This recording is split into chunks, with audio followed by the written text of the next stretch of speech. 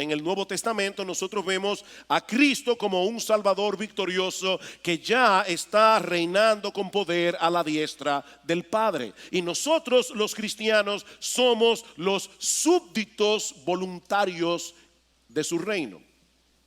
El Nuevo Testamento también nos presenta el reino de Dios como algo que nosotros vamos a heredar, como algo de lo que vamos a participar en el futuro. Por ejemplo, tanto en Gálatas capítulo 5 versículo 21 como en 1 Corintios capítulo 6 versículos 9 al 11, Pablo nos advierte que los que practican las obras de la carne no heredarán el reino de Dios. Esta es una herencia que nos aguarda en el futuro. Estamos en el reino, pero al mismo tiempo esperamos con expectación la consumación final de ese reino. En Mateo capítulo 13, el Señor está instruyendo a los discípulos acerca de los misterios del reino de los cielos.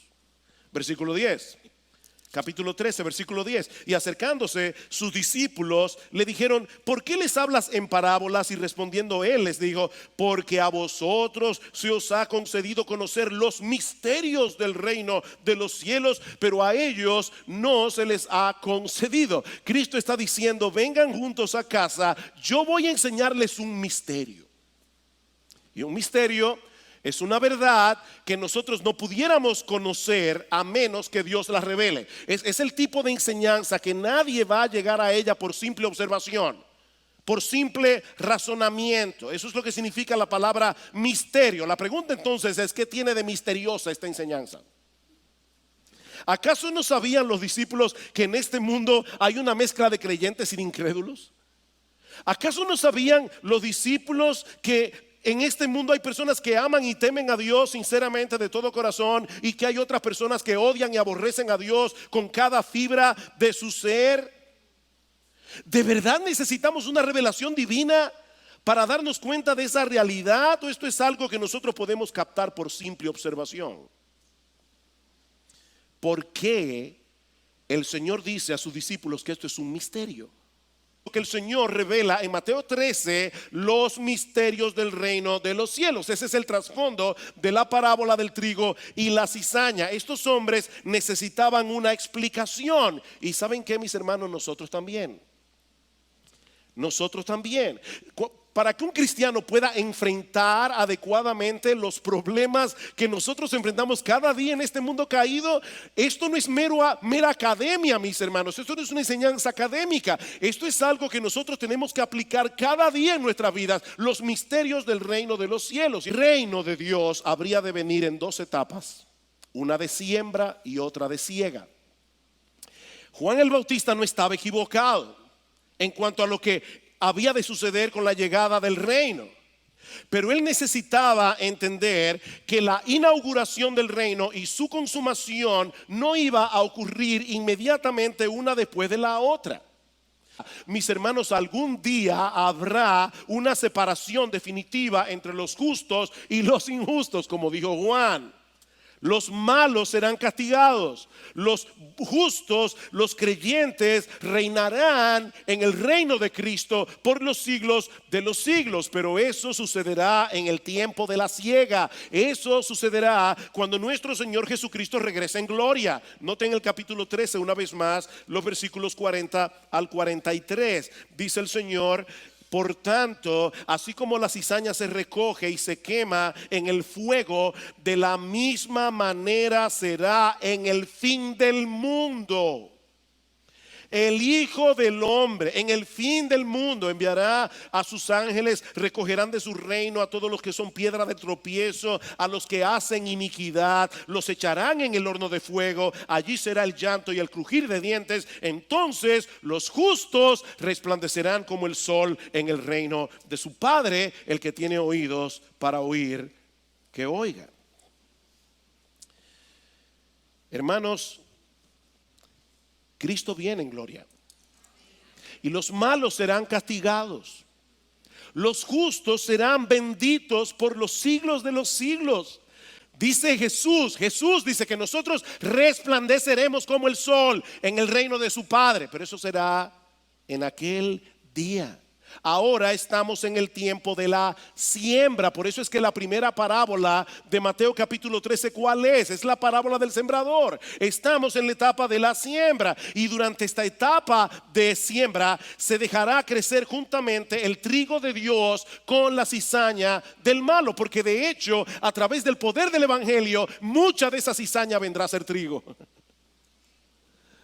No se sorprendan, dice el Señor, de que los injustos sigan aquí. No se sorprendan de que todavía estén haciendo daño a los justos, de que Juan el Bautista, el hombre más grande que había del Antiguo Testamento, en cierto modo, está preso en una cárcel. No se sorprendan a pesar de la llegada del reino. Es preciso que el trigo y la cizaña permanezcan juntos hasta el fin del mundo, cuando llegue el tiempo de la siega y sean separados para siempre. Esa es la enseñanza significativa del trigo y la cizaña.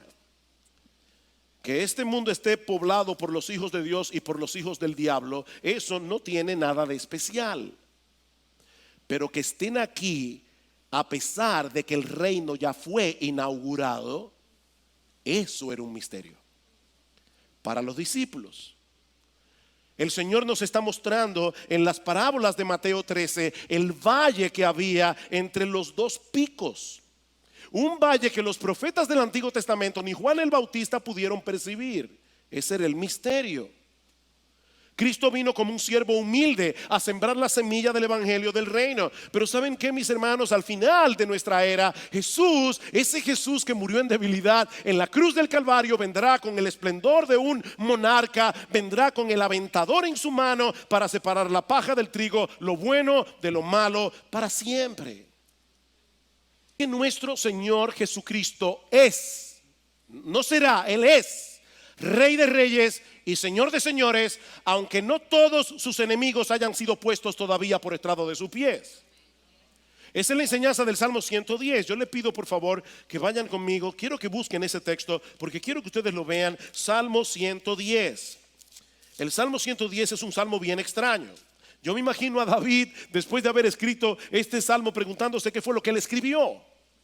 En el Salmo 110 comienza diciendo: dice el Señor a mi Señor. En español la palabra Señor es la misma, en hebreo no lo es.